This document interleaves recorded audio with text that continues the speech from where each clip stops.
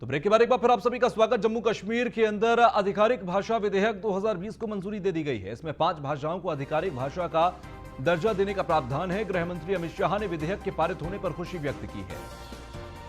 तो 5 भाषाओं को आधिकारिक भाषा का दर्जा देने का प्रावधान किया गया है। गृह मंत्री अमित शाह ने विधेयक पारित होने पर खुशी व्यक्त की है। जम्मू कश्मीर के अंदर अब 5 भाषाएं आधिकारिक तौर पर रहेंगी।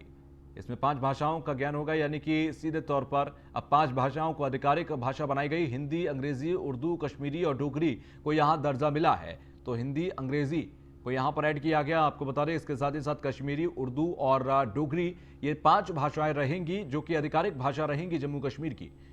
जम्मू कश्मीर केंद्र शासित प्रदेश और अनुच्छेद 370 हटने के बाद लगातार अब उसमें फेरबदल किए जा रहे थे तमाम चीज़ों को लेकर। आधिकारिक भाषा विधेयक 2020 को भी यहां पर हम मंजूरी दे दी गई है।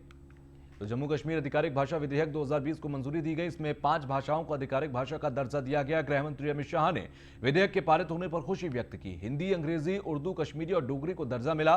निचले सदन में जब गृह राज्य मंत्री जी किशन रेड्डी ने विधेयक को पेश किया तो नेशनल कॉन्फ्रेंस के सांसद हसनैन मसूदी ने इसका विरोध किया। रेड्डी ने कहा कि इस विधेयक के माध्यम से कश्मीरी, डोगरी, उर्दू, हिंदी और अंग्रेजी भाषाओं को जम्मू कश्मीर की आधिकारिक भाषा के तौर पर घोषित किया जाएगा।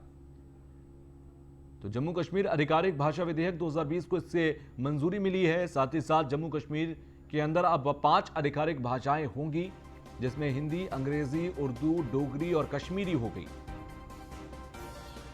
तो 5 भाषाओं को आधिकारिक भाषा का दर्जा देने का प्रावधान कर लिया गया है। गृह मंत्री अमित शाह ने विधेयक के पारित होने पर खुशी व्यक्त की है।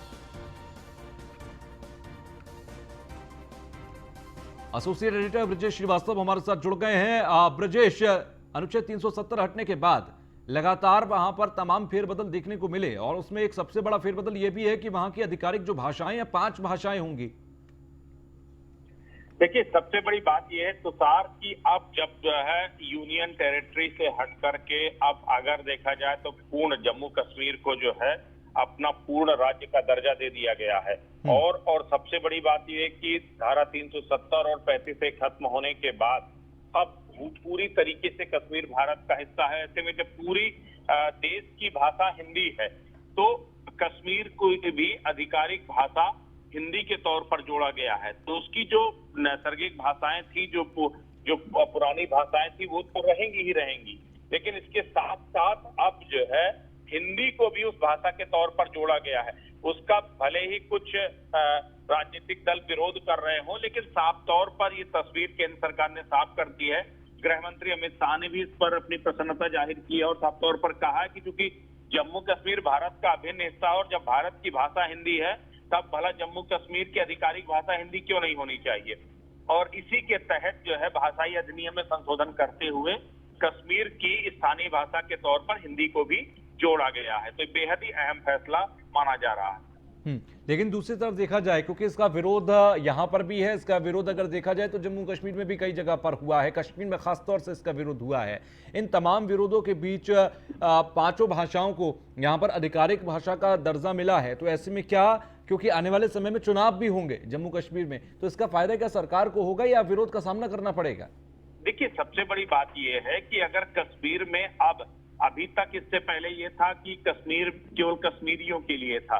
कश्मीर से बाहर के लोग वहां जाकर के ना फिर जो है अपना कोई रोजगार कर सकते हैं, ना कोई सरकारी नौकरी पा सकते हैं, या फिर यहाँ बाहर के अन्य राज्यों के लोगों के लिए एक तरह से वहां के रास्ते बंद थे, केवल एक टूरिस्ट के तौर पर आप जा सकते थे। लेकिन अब चूंकि जब वहां पर नौकरी जैसा लोग भी जाएंगे, अब तमाम ट्रांसफर भी होंगे वहां पर, और ऐसे में हिंदी को अगर वहां की जो है क्षेत्रीय भाषाओं के साथ साथ हिंदी को अगर आधिकारिक भाषा के तौर पर बनाया जाएगा तो उससे न सिर्फ ये जो हिंदी भाषा का महत्व बढ़ेगा बल्कि इसके साथ स्वीकार्यता भी बढ़ेगी।